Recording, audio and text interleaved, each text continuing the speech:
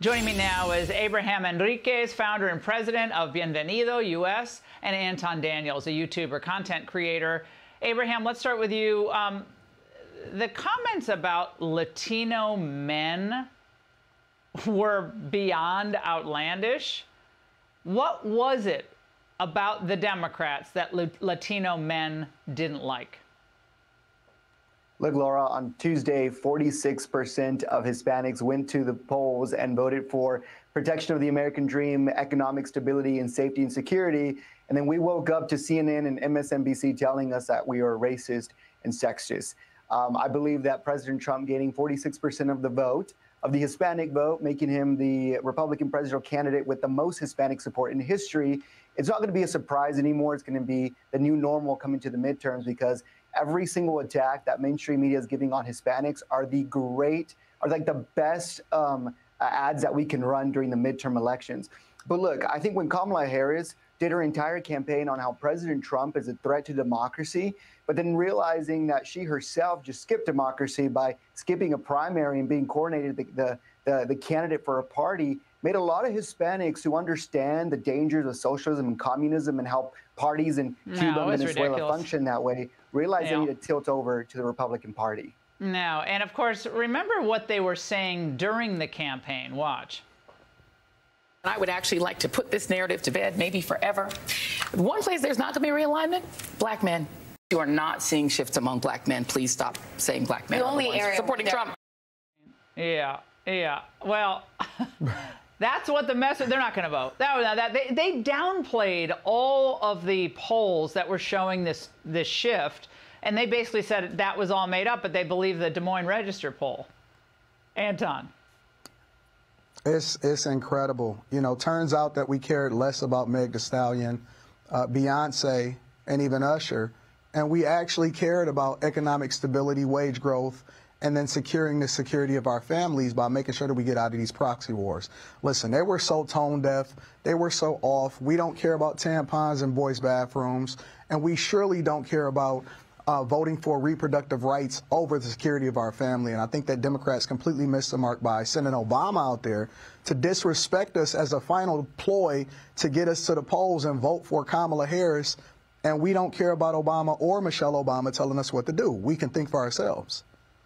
And Abraham, I think this border issue was also terribly misplayed by the Democrats, not just substantively with keeping the border open, allowing millions of people in, but thinking that somehow Hispanics would think this was all great, and that Republicans wanting to enforce the border was going to drive away Hispanic voters. They've been thinking this for like 20 years, by the way. I've been dealing with this issue for longer than that with the Republican Party. No, you're right, Laura. And you look at Starr County in deep South Texas, Cameron County, and Hidalgo County, 3 counties that are over 97% Hispanic populated and had been under Democrat control for 120 years.